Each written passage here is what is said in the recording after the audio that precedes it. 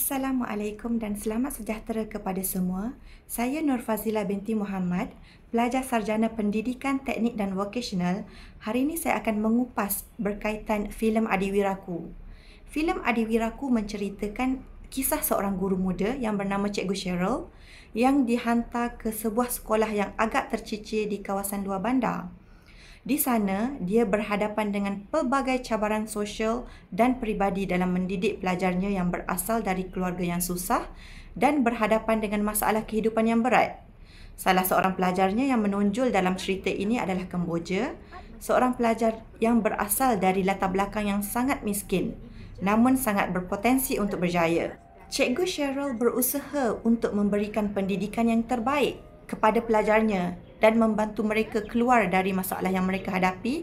Jadi dalam filem ini, ada juga watak Alia, seorang lagi pelajar yang turut terlibat dalam perjalanan pembelajaran ini.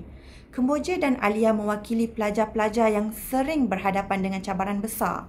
Namun dengan bimbingan Cikgu Cheryl, mereka berusaha untuk bangkit. Filem Adiwiraku bukan sahaja tentang pendidikan, tetapi juga tentang kesungguhan, pengorbanan dan semangat untuk membantu orang lain mengatasi halangan dalam hidup mereka. Filem ini menekankan betapa pentingnya seorang guru dalam membentuk kehidupan pelajarnya, serta bagaimana hubungan manusia yang penuh kasih sayang dan kesabaran boleh membawa perubahan yang besar. Jadi, apa usaha Cikgu Cheryl? Yang kita dapat lihat dalam filem ini ialah yang pertama, pendekatan personal. Cikgu Cheryl memberi perhatian khusus kepada pelajarnya seperti Kemboja, seorang pelajar yang mempunyai potensi tetapi terhalang oleh masalah keluarga. Yang kedua, pengajaran inovatif. Cikgu Cheryl mengubah cara pengajaran tradisional dengan menggunakan kaedah yang lebih interaktif seperti memberi tugasan yang melibatkan kerjasama antara pelajar untuk meningkatkan pemahaman mereka tentang subjek yang diajar. Yang ketiga ialah sokongan emosi.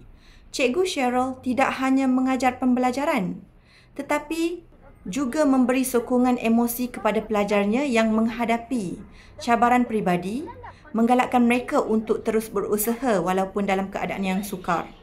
Seterusnya, apakah komitmen pengurusan sekolah yang kita dapat lihat daripada filem ini?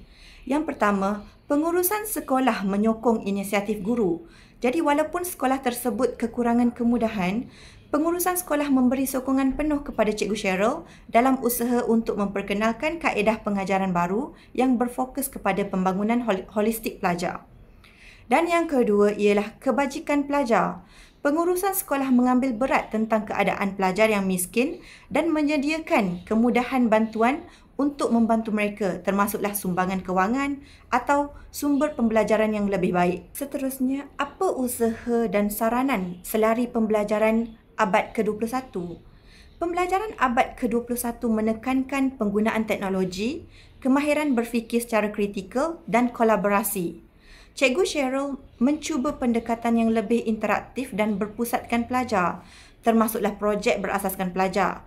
Ini selari dengan saranan pembelajaran abad ke-21 yang menggunakan kemahiran praktikal serta penggunaan teknologi dalam pengajaran untuk mempersiapkan pelajar menghadapi cabaran masa depan. Jadi kesimpulannya, filem Adiwiraku menunjukkan bagaimana usaha gigih seorang guru, sokongan pengurusan sekolah dan pengadaptasian kepada pendekatan abad ke-21 dapat memberi kesan positif dalam kehidupan pelajar dan meningkatkan kualiti pendidikan.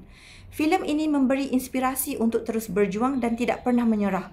Walaupun kehidupan sering memberi cabaran yang besar, Adiwiraku menunjukkan bahawa dalam sokongan yang betul, kita boleh mengatasi rintangan. Sekian sahaja daripada saya. Semoga apa yang disampaikan dapat memberi manfaat kepada kita semua. Terima kasih.